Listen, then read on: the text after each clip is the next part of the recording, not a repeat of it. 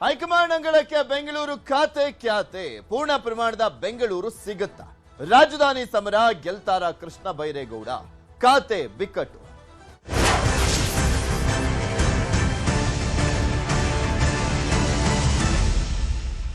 ಡಿಕೆಶಿ ಸರ್ಕಾರದಲ್ಲಿ ಬಗೆಹರಿಯದ ಖಾತೆ ಬಿಕ್ಕಟ್ಟು ಬೆಂಗಳೂರು ನಗರಾಭಿವೃದ್ಧಿ ಖಾತೆ ಹಗ್ಗಜಗ್ಗಾಟ ನಡೀತಾ ಇದೆ. ಡಿಕೆಶಿ ಸರ್ಕಾರದಲ್ಲಿ ಬಗೆಹರಿತಾನೆ ಇಲ್ಲ ಖಾತೆ ಬಿಕ್ಕಟ್ಟು. ಅದರಲ್ಲೂ ಬೆಂಗಳೂರು ನಗರಾಭಿವೃದ್ಧಿ ವಿಚಾರಕ್ಕೆ ಸಂಬಂಧಪಟ್ಟಂತೆ ಗೊಂದಲ ಇತ್ತಲ್ಲ ಮುಂದುವರೆದಿದೆ. ನಾಳೆ ದೆಹಲಿಗೆ ತೆರಳಲಿರುವಂತದ್ದು ಸಿಎಂ ಡಿಕೆ ಶಿವಕುಮಾರ್. ರಾಹುಲ್ ಸೂಚನೆಯಂತೆ ನಾಳೆ ದೆಹಲಿಗೆ ಹೋಗ್ತಾ ಇದ್ದಾರೆ ಡಿಕೆ ಶಿವಕುಮಾರ್. ಮಲ್ಲಿಕಾರ್ಜುನ್ ಖರ್ಗೆ, ಕೆಸಿ ವೇಣುಗೋಪಾಲ್ ಜೊತೆಗೆ ಖಾತೆ ವಿಚಾರದಲ್ಲಿ ಚರ್ಚೆಯನ್ನ ಮಾಡಲಿದ್ದಾರಂತೆ. ಸಚಿವರ ಅಸಮಾಧಾನದ ಬಗ್ಗೆ ಸಿಎಂ ಸಮಾಲೋಚನೆಯನ್ನ ಮಾಡಲಿದ್ದಾರೆ. ಖಾತೆ ವಿಚಾರಕ್ಕೆ ಸಂಬಂಧಪಟ್ಟಂತೆ ಒತ್ಕೊಂಡು ಉರಿತಾ ಇದೆ ಕಾಂಗ್ರೆಸ್ನಲ್ಲಿ. 34 ಜನ ಸಚಿವರ ಪೈಕಿ ಇರುವಂತದ್ದೇ ಈಗ 13 ಜನ. 13 ಜನದಲ್ಲಿ 3 ಜನ ಅಸಮಾಧಾನ ಬಹಿರಂಗವಾಗಿ ವ್ಯಕ್ತಪಡಿಸಿದ್ದಾರೆ. ನಮಗೆ ಖಾತೆ ಅದಿಷ್ಟ ಆಗಿಲ್ಲ, ಇದಿಷ್ಟ ಆಗಿಲ್ಲ, ಅದು ಬೇಕಾಗಿತ್ತು, ಇದು ಬೇಕಾಗಿತ್ತು ಅಂತ. ಸೊ ಡಿ ಕೆ ಶಿವಕುಮಾರ್ ಅವರು ಈ ಕಾರಣಕ್ಕೋಸ್ಕರ ದೆಹಲಿಗೆ ಹೋಗ್ತಾ ಇದ್ದಾರೆ, ಚರ್ಚೆಯನ್ನ ಮಾಡಲಿದ್ದಾರೆ. ಮಲ್ಲಿಕಾರ್ಜುನ್ ಖರ್ಗೆ ಮತ್ತು ಕೆಸಿ ವೇಣುಗೋಪಾಲ್ ಜೊತೆಗೆ ಮುಖ್ಯಮಂತ್ರಿಗಳನ್ನೇ ಕರೆಸಿಕೊಳ್ತಾ ಇದ್ದಾರೆ. ಬೆಂಗಳೂರು ನಗರಾಭಿವೃದ್ಧಿ ಖಾತೆ ವಿವಾದ ದೆಹಲಿಗೆ ಈಗ ಆಲ್ರೆಡಿ ಹೋಗಿರುವಂತದ್ದು ಸಚಿವ ಕೃಷ್ಣ ಬೈರೇಗೌಡ. ಬೆಂಗಳೂರಿಗೆ ಆಗಮಿಸಿದ್ರು ರಾಹುಲ್ ಗಾಂಧಿ. ಅರ್ಧ ಖಾತೆ ಬೇಡ, ನನಗೆ ಪೂರ್ಣ ಖಾತೆ ಕೊಡಿ ಅಂತ ವರಿಷ್ಠರನ್ನ ಭೇಟಿ ಆಗ್ತಾ ಇದ್ದಾರೆ ಕೃಷ್ಣ ಬೈರೇಗೌಡ. ಅರ್ಧ ಖಾತೆ ಬೇಡ ಅಂದ್ರೆ ಜಿಬಿಎ ಎಲ್ಲ ಇದೆ, ಬಿಡಿಎ ಇಲ್ಲ, ಬಿಎಂಆರ್ಡಿ ಇಲ್ಲ, ಅದರಲ್ಲಿ ಅದನ್ನು ಸೇರಿಸ್ಕೊಡಿ. ಅದಾದ್ರೆ ಮಾತ್ರನೇ ಕಂಪ್ಲೀಟ್ ಆಗಿ ವರ್ಕ್ ಮಾಡಕ್ಕಾಗತ್ತೆ, ಗ್ರೌಂಡ್ ವರ್ಕ್ ಮಾಡಬಹುದು, ಇಲ್ಲ ಅಂದ್ರೆ ಇಲ್ಲ. ಇದು ಕೃಷ್ಣ ಬೈರೇಗೌಡರ ಬೇಡಿಕೆ. ವರಿಷ್ಠರ ಜೊತೆಗೆ ಸಮಾಲೋಚನೆಗೆ ಮುಂದಾಗಿದ್ದಾರೆ ಅವರು. ಯಾರನ್ನೆಲ್ಲ ಭೇಟಿ ಆಗ್ತಾರೆ ಕಾದ್ ನೋಡ್ಬೇಕು. ಬಿಡಿಎ, ಬಿಎಂಆರ್ಡಿಎ ಸೇರಿಸಲಿಕ್ಕೆ ಒತ್ತಾಯ ಮಾಡ್ತಾ ಇದ್ದಾರೆ ಅವರು. ಇಲ್ಲ ಅಂದ್ರೆ ಹಿಂದಿನ ಕಂದಾಯ ಖಾತೆಯನ್ನೇ ಕೊಟ್ಬಿಡಿ ಅಂತ. ಈಗ ಕೊಡಕ್ಕಾದ್ರೂ ಚಾನ್ಸ್ ಇದೆಯಾ ಕಂದಾಯ ಖಾತೆ? ಅದು ಯಾರ ಹತ್ರನೋ ಇಲ್ಲ, ಅದು ಪರಮೇಶ್ವರ್ ಅವರ ಹತ್ರ ಇರೋದು ಕಂದಾಯ ಖಾತೆ. ಎಷ್ಟೋ ವರ್ಷಗಳ ಬಳಿಕ ಕಂದಾಯ ಖಾತೆ ಸಿಕ್ಕಿದೆ ಪರಮೇಶ್ವರ್ ಅವರಿಗೆ. ಅಂದ್ರೆ ಎಷ್ಟೋ ವರ್ಷಗಳ ಬಳಿಕ ಒಂದು ಒಳ್ಳೆ ಖಾತೆ ಸಿಕ್ಕಿದೆ ಅಂತ. ಒಳ್ಳೆ ಖಾತೆ ಅಂದ್ರೆ ಯಾವ ರೀತಿಯ ಹೇಳ್ತೀವಿ ಅಂದ್ರೆ ಸಮೃದ್ಧವಾದ ಖಾತೆ, ಹುಲ್ಲುಗಾವಲಿನ ಖಾತೆ, ಅತಿ ಹೆಚ್ಚು ಅನುದಾನವನ್ನ ಕೊಡ್ಲಾಗುತ್ತಲ್ಲ ಆ ಖಾತೆಯನ್ನ ಒಳ್ಳೆ ಖಾತೆ ಅಂತ ಕರೀತಾರೆ ರಾಜಕಾರಣಿಗಳು. ಜಾಸ್ತಿ ಅದರಲ್ಲಿ ಅನುದಾನ ಎಲ್ಲ ಇಲ್ಲ ಅಂದ್ರೆ ಅದು ಸುಮ್ಮನೆ ಒಂದು ಖಾತೆ. ಆ ಕಾರಣಕ್ಕೋಸ್ಕರನೇ ಈ ಪೈಪೋಟಿ ಎಲ್ಲ ನಡೀತಾ ಇರೋದು, ಬೇರೆ ಇನ್ನೇನಕ್ಕೂ ಅಲ್ಲ. ಸಿದ್ದರಾಮಯ್ಯ ಜೊತೆ ಕೃಷ್ಣ ಬೈರೇಗೌಡ ತಡರಾತ್ರಿ ಚರ್ಚೆಯನ್ನ ಮಾಡಿದ್ದಾರೆ. ಖಾತೆ ಬಿಕ್ಕಟ್ಟಿನ ಬಗ್ಗೆ ಸಿದ್ದರಾಮಯ್ಯ ಬಳಿ ಕೃಷ್ಣ ಬೈರೇಗೌಡರು ದೂರನ್ನ ಕೂಡ ಕೊಟ್ಟಿದ್ದಾರೆ ಅಂತ. ಮಧ್ಯ ಪ್ರವೇಶ ಮಾಡಿ ಬಿಕ್ಕಟ್ಟನ್ನ ಬಗೆಹರಿಸುವಂತೆ ಮನವಿಯನ್ನ ಮಾಡಿಕೊಂಡಿದ್ದಾರೆ ಎನ್ನುವಂಥದ್ರ ಬಗ್ಗೆ ಮಾಹಿತಿ ಸಿಗ್ತಾ ಇದೆ. ಆದರೆ ಖಾತೆ ಬಿಕ್ಕಟ್ಟು ವಿಚಾರದಲ್ಲಿ ಸಿದ್ದರಾಮಯ್ಯನವರು ಫುಲ್ ಸೈಲೆಂಟ್. ಕೃಷ್ಣ ಬೈರೇಗೌಡರಿಗೆ ಯಾವುದೇ ಭರವಸೆ ನೀಡಿಲ್ಲ ಸಿದ್ದರಾಮಯ್ಯ, ತಲೆ ಕೆಡಿಸ್ಕೊಂಡಿಲ್ಲ. ಸುರ್ಜೇವಾಲಾ ಅವರಿಂದಲೂ ಕೂಡ ಸ್ಪಂದನೆ ಸಿಕ್ಕಿಲ್ವಂತೆ ರಾಜ್ಯ ಕಾಂಗ್ರೆಸ್ ಉಸ್ತುವಾರಿ. ವರಿಷ್ಠರಿಗೆ ಮನವಿ ಮಾಡಲಿಕ್ಕೆ ಆ ಕಾರಣಕ್ಕೋಸ್ಕರನೇ ಕೃಷ್ಣ ಬೈರೇಗೌಡರು ದೆಹಲಿಗೆ ಹೋಗಿದ್ದಾರೆ ಅಂತ. ಕೃಷ್ಣ ಬೈರೇಗೌಡರಿಗೆ ಇದುವರೆಗೂ ಕೊಟ್ಟಿರುವಂತಹ ಎಲ್ಲಾ ಖಾತೆಗಳಲ್ಲೂ ಕೂಡ ತಮ್ಮದೇ ಆದಂತ ಛಾಪನ್ನ ಮೂಡಿಸಿರುವಂತವ್ರು. ಈ ಹಿಂದೆ ಕೃಷಿ ಖಾತೆ ಸಚಿವರಾಗಿದ್ರು, ಆ ಸಂದರ್ಭದಲ್ಲೂ ಒಳ್ಳೆ ಹೆಸರನ್ನ ಮಾಡಿದ್ರು. ಕಂದಾಯ ಸಚಿವರಾದಂತಹ ಸಂದರ್ಭದಲ್ಲೂ ಕೂಡ ಒಳ್ಳೆ ಹೆಸರನ್ನ ಮಾಡಿದ್ರು. ಈಗ ಬೆಂಗಳೂರು ನಗರಾಭಿವೃದ್ಧಿ ಖಾತೆ ಕೊಡಲಾಗಿದೆ. ಬಟ್ ಕಂಪ್ಲೀಟ್ ಫ್ರೀಡಮ್ ಇಲ್ಲ ಅದರಲ್ಲಿ. ಕಂಪ್ಲೀಟ್ ಫ್ರೀಡಮ್ ಹೆಂಗೆ ಅಂದ್ರೆ ಬಿಡಿಎ, ಬಿಎಂಆರ್ಡಿಎ ಸೇರ್ಕೊಂಡ್ರೆ ಅಂತ. ಖಾತೆ ವಿಚಾರವಾಗಿ ಕೃಷ್ಣ ಬೈರೇಗೌಡ ಅಸಮಾಧಾನ. ಈ ವಿಚಾರವಾಗಿ ಸಚಿವ ಖಾದರ್ ಪ್ರತಿಕ್ರಿಯಿಸಿದ್ದಾರೆ. ಎಲ್ಲಾ ಸಮಸ್ಯೆಯನ್ನ ಸಿಎಂ ಮತ್ತು ಪಕ್ಷದ ಅಧ್ಯಕ್ಷರು ಬಗೆಹರಿಸ್ತಾರೆ. ಜನರ ವಿಶ್ವಾಸ ಗಳಿಸಿ 2028ಕ್ಕೆ ಮತ್ತೆ ನಾವು ಅಧಿಕಾರಕ್ಕೆ ಬರ್ತೇವೆ ಅಂತ ಹೇಳಿದ್ದಾರೆ.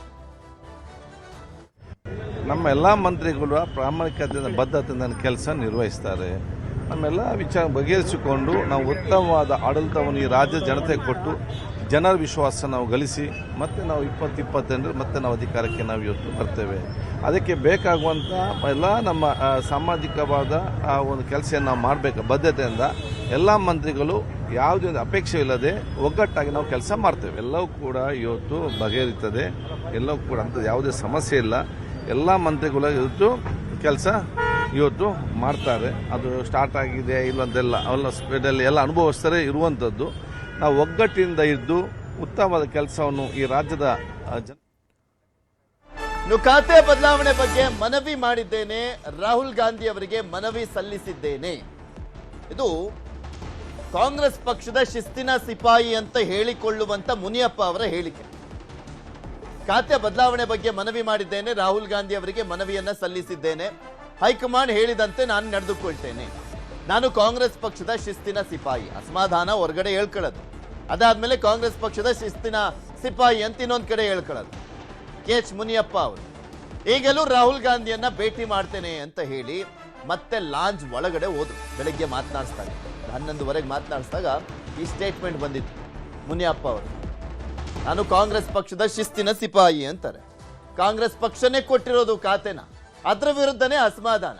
ಬಹಿರಂಗ ಸ್ಟೇಟ್ಮೆಂಟ್ ಸ್ವೀಕಾರ ಮಾಡಿದ್ದೀನಿ. ನಿನ್ನೆನೆ ಮೀಟಿಂಗ್ ಮಾಡಿದ್ದೀನಿ, ನಿನ್ನೆನೆ ಅಧಿಕಾರ ಸ್ವೀಕಾರ ಮಾಡಿದ್ದೀನಿ. ಕೆಲಸ ಶುರುವಾಗಿದೆ. ಹೈಕಮಾಂಡ್ ಹೇಳಿದ್ದೆ ಮಾಡ್ತಾ ಇರ್ತೀನಿ. ಮುಂದೆ ಅವರು ಏನ್ ಮಾಡ್ತಾರೋ ಅದಕ್ಕೆ ನಾನು ಅಪೀಲ್ ಮಾಡಿದ್ದೀನಿ. ನಾನು ಸೀನಿಯರ್ ಇದ್ದೀನಿ, ನನಗೆ ಒಂದು ಬಡವರಿಗೆ ಕೆಲಸ ಮಾಡುವಂಥದ್ದು ಕೊಡಬೇಕು ಅಂತ ಕೇಳಿದ್ದೀನಿ. ರಾಹುಲ್ ಗಾಂಧಿಗೆ ಹೇಳಿದ್ದೀನಿ, ACC ಅಧ್ಯಕ್ಷರಿಗೆ ಹೇಳಿದ್ದೀನಿ, ಮತ್ತು ನಮ್ಮ ಮುಖ್ಯಮಂತ್ರಿಗಳಿಗೆ ಹೇಳಿದ್ದೀನಿ, ಹರಿಪ್ರಸಾದ್ ಅವ್ರಿಗೂ ಹೇಳಿದ್ದೆ. ಸಿಪಾಯಿ ಅವ್ರು ಏನ್ ಹೇಳಿದ್ರೆ ಅದು ಕೆಲಸ ಮಾಡ್ಕೊಂಡು ಹೋಗ್ತೀನಿ. ನಿನ್ನೆನೆ ಕೆಲಸ ಶುರು ಮಾಡಿ ಖಾತೆ ಬದಲಾಯಿಸಬೇಕು. ಅದು ಏನ್ ತೀರ್ಮಾನ ತಗೊಳ್ತಾರೋ ಅವ್ರಿಗೆ ಬಿಟ್ಟಿದ್ದು, ಅಂದೇ ಇಟ್ಟಿದ್ದೆ. ಸರ್, ಈಗ ಸಮಾಜ ಕಲ್ಯಾಣ ಖಾತೆ ಬಗ್ಗೆ ತಾವು ಹೆಚ್ಚು ಒಲವು ತೋರಿಸಿದ್ರಿ. ಯಾವ ಖಾತೆ ಕೊಟ್ಟರು ಕೆಲಸ ಮಾಡ್ತೀನಿ. ಅವರು ಹೈಕಮಾಂಡ್ ಬಿಟ್ಟಿದ್ದು. ನಿನ್ನೆ ಕೆಲಸ ಶುರು ಮಾಡಿದ್ದೀನಿ. Thank you. ಅವರು ನಾಯಕರಿದ್ದಾರೆ, ಅವ್ರನ್ನ ಭೇಟಿಯಾಗಿ ಬಂದಿದ್ದೀವಿ ಅಷ್ಟೇ. ಇವತ್ತೇನು ಕೇಳೋದಿಲ್ಲ. Thank you. ಸರ್ಕಾರದಲ್ಲಿ ಖಾತೆ ಖ್ಯಾತೆಗೆ ರಾಜಣ್ಣ ವ್ಯಂಗ್ಯ. ಖಾತೆ ಖ್ಯಾತೆಗೆ ರಾಜಣ್ಣ ಅವರು ವ್ಯಂಗ್ಯ ಆಡಿದ್ದಾರೆ. ರಾಜಣ್ಣ ಅವರು ಮಾತನಾಡಿದ್ದಾರೆ ಆ ವಿಚಾರಕ್ಕೆ ಸಂಬಂಧಪಟ್ಟಂತೆ. ಒಬ್ಬೊಬ್ಬರಿಗೆ ಒಂದೊಂದು ಕಾಯಿಲೆ ಬರುತ್ತೆ, ಏನೇನೋ ಔಷಧಿ ಬರುತ್ತೋ ನೋಡೋಣ, ಏನೇನು ಔಷಧಿ ಬರುತ್ತೆ ನೋಡೋಣ. ಒಬ್ಬೊಬ್ಬರಿಗೆ ಒಂದೊಂದು ಸಮಸ್ಯೆಗಳು ಬರ್ತವೆ. ಖಾತೆ ಖ್ಯಾತೆ ಬಗ್ಗೆ ರಾಜಣ್ಣ ವ್ಯಂಗ್ಯವಾಡಿರುವಂಥದ್ದು ಏನ್ ಮಾತನಾಡಿದ್ರೆ ನೋಡೋಣ. ಚಾರ್ಜ್ ಆಯ್ತು. ಕೃಷ್ಣ ಬೈರೇಗೌಡರು ಹೇಳಿದ್ರಲ್ಲ, BDA BMRDA ಇಲ್ಲದೆ ಇದ್ದ ಮೇಲೆ ಅದು ಅಪೂರ್ವವಾದಂತ ಖಾತೆ. ಅದ್ರ ಬಗ್ಗೆ ನಾನು ಚಾರ್ಜ್ ವಹಿಸ್ಕೊಳ್ತಕ್ಕಂಥದ್ದಕ್ಕೆ ಯೋಚನೆ ಮಾಡ್ತೀನಿ ಅಂತ ಹೇಳಿದ್ದಾರೆ. ಅದು ನೋಡೋಣ. ಒಬ್ಬೊಬ್ರಿಗೆ ಒಂದೊಂದ್ ತರ ಕಾಯಿಲೆ ಇರ್ತದೆ, ಯಾರ್ಯಾರಿಗೆ ಯಾವ್ಯಾವ ಕಾಯಿಲೆ ಇದೆಯೋ, ಏನೇನು ಔಷಧಿಗಳು ಬರ್ತಾವೋ ನೋಡೋಣ. ಮುಂದೆ ಮುನಿಯಪ್ಪನವ್ರು ಅವತ್ತೇನೆ ಸಾಯಂಕಾಲನೇ ಎಲ್ಲ ಸರಿ ಹೋಯ್ತು ಅಂತ ಬಂದ್ರಲ್ಲ ಖುಷಿಯಾಗಿ. ಅದರಿಂದ ಮುನಿಯಪ್ಪನವ್ರಿಗೆ ಅವ್ರು ಇದ್ದಿದ್ದ ಖಾತೆನೇ ಕೊಟ್ಟಿದ್ದಾರೆ. ಅದರಲ್ಲಿ ಏನು ಹೊಸದೇನಿದೆ, ಅವರೇನೋ ಸೋಷಿಯಲ್ ವೆಲ್ಫೇರ್ ಕೇಳಿದ್ರು ಅಂತ ಕಾಣಿಸುತ್ತೆ. ಇನ್ನೊಂದು ಅಡಿಷನಲ್ ಆಗಿ ಕೊಟ್ಟಿರ್ಲಿಕ್ಕಿಲ್ಲ ಅಂತ. ಇದೆಲ್ಲದ್ರ ಬಗ್ಗೆ ಇನ್ನಷ್ಟು ಮಾಹಿತಿಯನ್ನ ಕೊಡ್ತಾ ಹೋಗ್ತಾರೆ ನಮ್ಮ ಪ್ರತಿನಿಧಿ ಕೃಷ್ಣ. ನಮ್ಮ ಜೊತೆ ನೇರ ಸಂಪರ್ಕದಲ್ಲಿ ಜಾಯ್ನ್ ಆಗಿದ್ದಾರೆ. ಕೃಷ್ಣ, ಎಲ್ಲ ಅಭಿವೃದ್ಧಿ ವಿಚಾರಕ್ಕೆ ಸಂಬಂಧಪಟ್ಟಂತೆ ರಾಜ್ಯದಲ್ಲಿ ಆಗ್ತಾ ಇರುವಂತಹ ಸಮಸ್ಯೆಗಳ ಬಗ್ಗೆ ಚರ್ಚೆ ಆಗಿ ಅಲ್ಲಿಗೆ ಹೋಗಿ ಏನೇನೋ ಮಾಡಬೇಕಾದಂತಹ ಸಂದರ್ಭದಲ್ಲಿ ಇವರು ಬರೀ ಇನ್ನೂ ಖಾತೆ ವಿಚಾರಕ್ಕೆ ಸಂಬಂಧಪಟ್ಟಂತೆ ಖ್ಯಾತೆ ತೆಕ್ಕೊಂಡು ಕೂತ್ಕೊಂಡಿದ್ದಾರೆ. ಇದು DK ಶಿವಕುಮಾರ್ ಅವ್ರಿಗೆ ಯಾವ ರೀತಿಯ ಒಂಥರ ಮುಜುಗರ ಮತ್ತೆ ಅವರ ನಾಯಕತ್ವಕ್ಕೆ ಸವಾಲು, ಅದರ ಜೊತೆಗೆ ಹೈಕಮಾಂಡ್ ಎಂಟ್ರಿ ಆಗಿ ಸಮಾಧಾನ ಪಡಿಸುವಂತ ಕೆಲಸ ಆಗ್ತಾ ಇದೆಯಾ ಇಲ್ವಾ? ಇನ್ನು ಖಂಡಿತವಾಗ್ಲೂ ಪೃಥ್ವಿರಾಜ್, ಈಗ ರಾಜ್ಯ ಕಾಂಗ್ರೆಸ್ ಸರ್ಕಾರಕ್ಕೆ ಇರುವಂತದ್ದು ಕೇವಲ 2 ವರ್ಷಗಳ ಮಾತ್ರ. 2 ವರ್ಷಗಳಲ್ಲಿ ಏನ್ ಕೆಲಸವನ್ನ ಮಾಡ್ತೀವಿ ಅದರ ಆಧಾರದ ಮೇಲೆ ಬರ್ತಕ್ಕಂಥ 28 ಚುನಾವಣೆ ಗೆಲ್ಲೋದಕ್ಕೆ ಸಾಧ್ಯ. ನೀವು ಹೇಳಿದಂಗೆ ನೂತನ ಮುಖ್ಯಮಂತ್ರಿ DK ಶಿವಕುಮಾರ್ ಅವರಿಗೆ ಈಗ ಸಂಪುಟದ ಸವಾಲು ಇರುವಂತದ್ದು. ಅದರಲ್ಲೂ ಬಹಳ ಪ್ರಮುಖವಾಗಿ ಖಾತೆ ಖ್ಯಾತೆ ಅನ್ನುವಂಥದ್ದು. ಯಾಕಂದ್ರೆ ಈಗಾಗಲೇ 13 ಜನ ಸಚಿವರುಗಳು ಮಂತ್ರಿಯಾಗಿ ಸ್ವೀಕಾರವನ್ನು ಕೂಡ ಪ್ರಮಾಣ ವಚನ ಸ್ವೀಕಾರ ಮಾಡಿದ್ದಾರೆ. ಅವರೆಲ್ಲರಿಗೂ ಕೂಡ ಈಗ ಖಾತೆ ಹಂಚಿಕೆ ಕೂಡ ಮಾಡಿದ್ದಾರೆ. ಆದರೆ ಒಂದಲ್ಲ ಒಂದು ಸಚಿವರುಗಳು ಆ ಒಂದು ಖಾತೆ ಬೇಡ, ಈ ಒಂದು ಖಾತೆ ಬೇಡ ಅನ್ನೋ ಮಾತನ್ನು ಕೂಡ ಹೇಳ್ತಾ ಇದ್ದಾರೆ. ಈಗ ರಾಮಲಿಂಗರೆಡ್ಡಿ ಅವರು ರಾಜೀನಾಮೆಯನ್ನು ಕೊಟ್ಟಿದ್ರು. ಅದಾದ ಬಳಿಕವಾಗಿ DK ಶಿವಕುಮಾರ್ ಅದನ್ನು ಅಂಗೀಕಾರ ಮಾಡಿರಲಿಲ್ಲ. ಈಗ ರಾಮಲಿಂಗರೆಡ್ಡಿ ಅವರು ಅನಿವಾರ್ಯವಾಗಿ ಜಲಸಂಪನ್ಮೂಲ ಖಾತೆಯಲ್ಲಿ ಮುಂದುವರಿಯುವಂತ ನಿಟ್ಟಿನಲ್ಲಿ ಈಗಾಗಲೇ ಸಭೆಯನ್ನು ಕೂಡ ಮಾಡಿದರೆ ಒಲ್ಲದ ಮನಸ್ಸಿನಿಂದ. ಆದರೆ ಸಂಪುಟ ಪುನರಚನೆ 2ನೇ ಸಾರಿ ವಿಸ್ತರಣೆ ಮಾಡಿದ ಸಂದರ್ಭದಲ್ಲಿ ಖಾತೆ ಅದ್ಲು ಬದಲು ಆದ ಸಂದರ್ಭದಲ್ಲಿ ಅವಾಗ ನಾವು ಕೇಳಿದಂತ ಖಾತೆಗಳು ಸಿಗುತ್ತೆ ಅನ್ನೋ ಒಂದು ವಿಶ್ವಾಸದಲ್ಲಿ ಸಚಿವ ರಾಮಲಿಂಗರೆಡ್ಡಿ ಅವರು ಇದ್ದಾರೆ. ಹಾಗಾಗಿ ಈಗ ಅವರು ಎಲ್ಲ ಒಂದ್ ಕಡೆ ಒಲ್ಲದ ಮನಸ್ಸಿಂದ ಆ ಒಂದು ಖಾತೆಯಲ್ಲಿ ಮುಂದುವರೆದಿದ್ದಾರೆ. ಇದ್ರ ಜೊತೆಗೆ ಸಚಿವ ಕೃಷ್ಣ ಬೈರೇಗೌಡರು ಕೂಡ ಇಲ್ಲ ಒಂದ್ ಕಡೆ ಅರ್ಧ ಖಾತೆಯನ್ನು ಕೊಟ್ಟಿರೋದಕ್ಕೆ ಅಸಮಾಧಾನ ಕೂಡ ವ್ಯಕ್ತಪಡಿಸಿರುವಂತದ್ದು. ಕೃಷ್ಣ ಬೈರೇಗೌಡರು ಸಿದ್ದರಾಮಯ್ಯ ಸರ್ಕಾರದಲ್ಲಿ ಅತ್ಯಂತ ಚೆನ್ನಾಗಿ ಕೆಲಸ ಮಾಡಿದಂತ ಸಚಿವರು, ಅದಕ್ಕೆ ಹೆಗ್ಗಳಿಕೆ ಕೂಡ ಪಾತ್ರರಾಗಿದ್ದಾರೆ. ಆಗಿದ್ದಾರೆ. ಕಂದಾಯ ಸಚಿವರಾಗಿ ದೊಡ್ಡ ಮಟ್ಟದ ಕೆಲಸವನ್ನು ಕೂಡ ಮಾಡಿದ್ದಾರೆ. ಹಾಗಾಗಿನೇ ಈಗ ಬೆಂಗಳೂರು ನಗರಾಭಿವೃದ್ಧಿ ಖಾತೆ ಕೊಟ್ಟಂತ ಸಂದರ್ಭದಲ್ಲಿ ಈಗಾಗಲೇ BDA ಆಗಿರ್ಬೋದು ಮತ್ತು BMRSL ಎಲ್ಲವೂ ಕೂಡ ಹೊರತುಪಡಿಸಿ ಈಗ GBA ಕೇವಲವಾಗಿ ಮಾತ್ರ ಕೊಟ್ಟಿದ್ದಾರೆ. ಹಾಗಾಗಿ ಕೃಷ್ಣ ಬೈರೇಗೌಡರು ಕೂಡ ಈಗಾಗಲೇ ಅಸಮಾಧಾನ ಕೂಡ ಹೊರಹಾಕಿರುವಂತದ್ದು.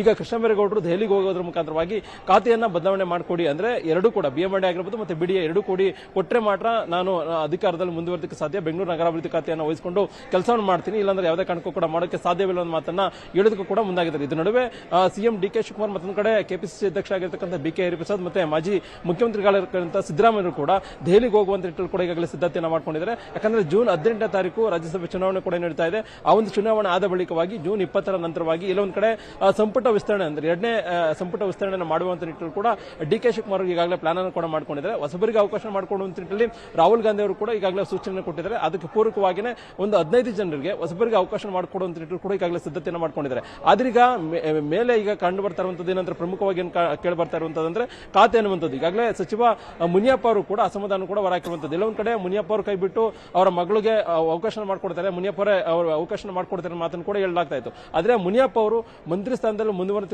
ಈಗಾಗಲೇ ಮನಸ್ಸನ್ನು ಮಾಡಿದರೆ. ಈಗಾಗಲೇ ಆಹಾರ ಖಾತೆಯನ್ನು ಕೂಡ ಅವರಿಗೆ ಹಂಚಿಕೆಯನ್ನು ಮಾಡಿದರೆ. ಆದ್ರೆ ಆಹಾರ ಖಾತೆ ಬೇಡ, ನಮಗೆ ಕೃಷಿ ಆಗಿರ್ಬೋದು ಮತ್ತೆ ಸಮಾಜ ಕಲ್ಯಾಣ ಖಾತೆಯನ್ನು ಕೊಡಿ ಅನ್ನೋ ಮಾತನ್ನು ಕೂಡ ಈಗಾಗಲೇ ಡಿಮಾಂಡ್ ನೀಡಿದ್ದಾರೆ. ಮುನಿಯಪ್ಪ ಅವರು ಇವತ್ತು ರಾಹುಲ್ ಗಾಂಧಿ ಅವರು ರಾಜ್ಯಕ್ಕೆ ಬಂದ ಸಂದರ್ಭದಲ್ಲಿ ಏರ್ಪೋರ್ಟ್ ನಲ್ಲಿ ತೆರಳೋದ್ರ ಮುಖಾಂತರವಾಗಿ ಅಲ್ಲೇ ಕಾದು ರಾಹುಲ್ ಗಾಂಧಿ ಅವರ ಜೊತೆಗೆ ಎರಡನೇ ಬಾರಿ ಚರ್ಚೆಯನ್ನು ಮಾಡೋದ್ರ ಮುಖಾಂತರವಾಗಿ ನಾನು ಒಬ್ಬ ಸೀನಿಯರ್ ಲೀಡರ್ ಇದ್ದೀನಿ, ಇನ್ನು ನೆಕ್ಸ್ಟ್ 2 ವರ್ಷಗಳ ಕಾಲ ಕೆಲಸವನ್ನು ಮಾಡಬೇಕಾಗುತ್ತೆ, ಹಾಗಾಗಿ ಜನಪರವಾದಂತಹ ಒಂದು ಖಾತೆಗಳನ್ನು ಕೊಡಿ ಅನ್ನೋ ಮಾತನ್ನು ಕೂಡ ಹೇಳಿದ್ದಾರೆ. ಹಾಗಾಗಿ ಹೈಕಮಾಂಡ್ ನಾಯಕರು ಯಾವ ರೀತಿಯಾಗಿ ನಡೆಯನ್ನು ತೋರ್ತಾ ಇರುವಂತದ್ದು. ಈಗಾಗಲೇ ಮುನಿಯಪ್ಪ ಅವರಿಗೆ ಕಡ್ಡಿ ಮುರಿದಂತೆ ರಾಹುಲ್ ಗಾಂಧಿ ಅವರು ಹೇಳಿದ್ದಾರೆ, ಸೀನಿಯರ್ ಇದ್ದೀರಿ ಅನುಸರಿಸಿಕೊಂಡು ಹೋಗಿ ಅನ್ನೋ ಮಾತನ್ನ ರಾಹುಲ್ ಗಾಂಧಿ ಅವರು ಕೂಡ ಹೇಳಿದ್ದಾರೆ. ಹಾಗಾಗಿ ಖಾತೆ ಹಂಚಿಕೆ ಒಂದು ಸಮಸ್ಯೆ ಆದ್ರೆ ಮತ್ತೊಂದು ಕಡೆ ಸಂಪುಟ ವಿಸ್ತರಣೆ ಮತ್ತೆ ಹೊಸಬರಿಗೆ ಖಾತೆ ಹಂಚಿಕೆ ಕೂಡ ಮಾಡಬೇಕಾಗುತ್ತೆ. ಹೀಗಾಗಿ ಎಲ್ಲದರ ಬಗ್ಗೆ ಕೂಡ ಅಂತಿಮವಾಗಿ ಒಂದು ಸ್ಪಷ್ಟ ನಿಲುವನ್ನ ತೆಗೆದುಕೊಳ್ಳುವಂತ ನಿಟ್ಟಿನಲ್ಲಿ ರಾಜ್ಯ ಕಾಂಗ್ರೆಸ್ ನಾಯಕರು ಮುಂದಾಗಿದ್ದಾರೆ. ಹಾಗಾಗಿನೇ ನೂತನ ಮುಖ್ಯಮಂತ್ರಿಗಳಾಗಿರ್ತಕ್ಕಂಥ DK ಶಿವಕುಮಾರ್ ಮತ್ತೆ KPCC ಅಧ್ಯಕ್ಷ ಆಗಿರ್ತಕ್ಕಂಥ BK ಹರಿಪ್ರಸಾದ್ ಮತ್ತೆ ಮಾಜಿ ಮುಖ್ಯಮಂತ್ರಿಗಳಾಗಿರ್ತಕ್ಕಂಥ ಸಿದ್ದರಾಮಯ್ಯ ಅವರು ನಾಳೆ ದೆಹಲಿಗೆ ಹೋಗೋದ್ರ ಮುಖಾಂತರವಾಗಿ ಒಂದು ಖಾತೆ ಹಂಚಿಕೆವಾಗಿ ಖಾತೆ ವಿಚಾರವಾಗಿ ಏನೆಲ್ಲ ಸಮಸ್ಯೆಗಳಿದೆ ಅದನ್ನ ಗೊಂದಲವನ್ನ ನಿರ್ವಹಣೆ ಮಾಡೋದು ಒಂದು ಭಾಗ ಆದ್ರೆ, ಮತ್ತೊಂದು ಕಡೆ ಎರಡನೇ ಪಟ್ಟಿ ಅಂದ್ರೆ ನೂತನವಾಗಿ ಸಚಿವರನ್ನು ಯಾರೆಲ್ಲ ಆಯ್ಕೆ ಮಾಡಬೇಕು ಮತ್ತೆ ಯಾರನ್ನೆಲ್ಲ ಸಂಪುಟಕ್ಕೆ ಸೇರ್ಪಡೆ ಮಾಡಿಕೊಳ್ಬೇಕು ಆ ಒಂದು ಪಟ್ಟಿಯನ್ನ ತಯಾರು ಮಾಡುವಂತ ನಿಟ್ಟಿನಲ್ಲಿ ಒಂದು ಸ್ಪಷ್ಟ ನಿರ್ಧಾರಕ್ಕೆ ತೀರ್ಮಾನ ತೆಗೆದುಕೊಳ್ಳೋದಕ್ಕೆ ಈಗಾಗಲೇ ರಾಜ್ಯದ ನಾಯಕರು ಹೈಕಮಾಂಡ್ ಭೇಟಿಯನ್ನು ಮಾಡೋದಕ್ಕೂ ಕೂಡ ಹೋಗ್ತಾ ಇದ್ದಾರೆ. ಹಾಗಾಗಿ ಸಾಕಷ್ಟು ಮಹತ್ವವನ್ನು ಪಡ್ಕೊಂಡಿದೆ ಮುಂದಿನ ರಾಜ್ಯ ಕಾಂಗ್ರೆಸ್ ಬೆಳವಣಿಗೆಗಳ ಬಗ್ಗೆ. ಪೃಥ್ವಿರಾಜ್. ಓಕೆ, ಧನ್ಯವಾದ ಕೃಷ್ಣ ನಿಮ್ಮೆಲ್ಲ ಮಾಹಿತಿ.